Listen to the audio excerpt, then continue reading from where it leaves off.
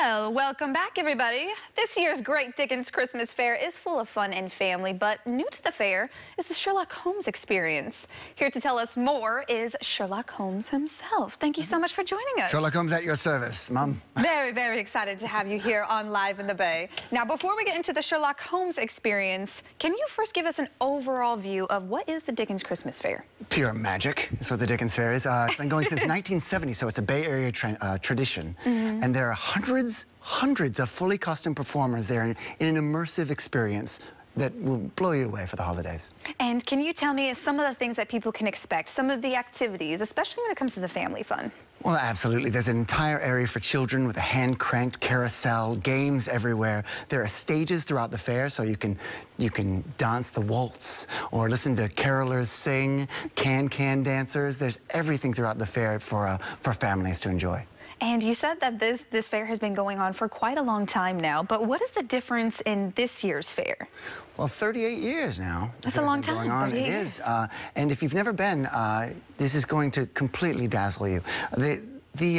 The fair is filled with, as I said, performers and vendors, dozens of lamplit shops doing kind of unique handmade gifts, great for Christmas shopping because you're not going to find anything like it anywhere else.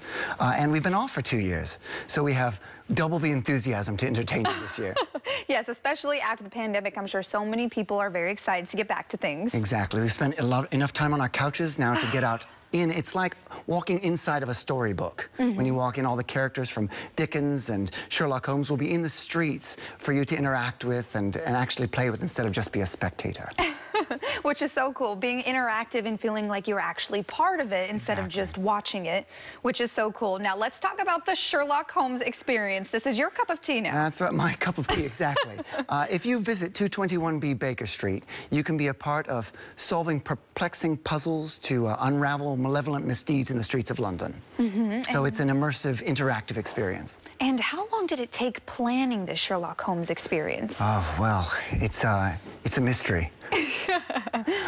For quite a while, actually, because I've been traveling the world, going to every kind of immersive experience I could go to, and there's no better place than the Dickens Fair because it's an entire cityscape to put puzzles that people have to get a map and go throughout the streets to find different clues. Oh, wow. So actually, when you are part of the Sherlock Holmes experience, you're actually being kind of part of not really a game, but is it a game? Would you consider it that? I would consider it a game, and unless you get too frustrated, then you should just go have some fish and chips, you know? Absolutely. But why was it important for the fair to incorporate the Sherlock Holmes experience since it is new this year? Well, I think what everyone wants, like you were saying, is some way to actually be a part of something, to immerse yourself into fantasy. And that's what the Dickens Fair is. It's fantasy come to life, a storybook, characters, and unlike anything else, because the people in the streets are there as if you're walking into history. It's Nothing incredible. like it. Nothing like it. And Sherlock Holmes, of course, if you solve the puzzle, you will save the day. We need you. Oh, I'm actually glad you mentioned that. So if you do solve the mystery, what kind of a prize is there? Or is there anything people can look forward to? So much pride in what you've done. You just feel really good about yourself. I should also say the fair is offering new things this year. If you've been before, you'll want to see there's a huge new area, Vauxhall Gardens, that has skating and Christmas trees that you don't have to have a ticket to attend. You just pay for parking, you come in, you can get trees and skate, and then go down into the Dickens Fair into London. Now, walk me through real quick, Sherlock Holmes. If it is someone's first time visiting the fair, how would you say to go about doing the entire experience to get the most out of it? Well, it is fun to dress up a bit, but don't think you have to. But it is optional. It's admired but not required to dress up a little bit fancy. But I would say go with an open mind to experience something that's all around you all the time. Carolers, dancers, people singing, and you can actually follow characters from Dickens' stories to their stages and follow there. You can see Scrooge in the streets and hope he gets to be a better person by the end of the day. And you actually don't have to know all of these stories to participate either, right? You can learn during the entire experience. And if you are afraid to get into the story, you can stay back and watch as well. So really anyone who wants to see the colors of the holidays come alive around you will love the Dickens Fair. Now, for you, Sherlock Holmes, when you are out there performing and everyone's able to interact with you, what does it mean to you, especially to see some of the kids so excited? I love seeing the children in the audience and seeing them light up with something when magic happens before them. The kids especially, their joy at the Dickens Fair is unlike anything. And to me, as a performer, and having spent a lot of time on my couch over the past few years, I'm glad to be out and making people laugh again, making them forget anything that's troubling them and just have a lovely time. Yeah, that's so important, like you said, just especially after the past couple of years. We do need it.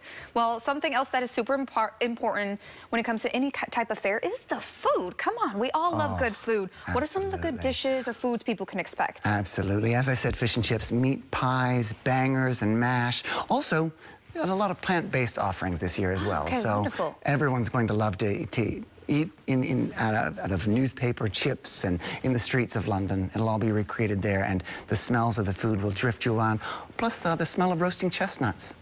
So it's actually very themed. The food is themed and tied into all of the themes as well. It is. There's no cranberry sauce, and I like cranberry sauce. You do like cranberry sauce? I do, of course. It's lovely. Well, you have to tell me what's your least favorite then, Thanksgiving side dish. Green bean casserole. No one said that one. Green bean casserole, the food at the Dickens Fair is tremendous. So something to experiment with and something to find really good comforting foods to keep you on a twilight Christmas Eve, keep you warm. Wonderful. Well, thank you so much, Sherlock Holmes, for joining us here. It's my pleasure. We've solved a mystery. What to do over the holidays. Yes, we have.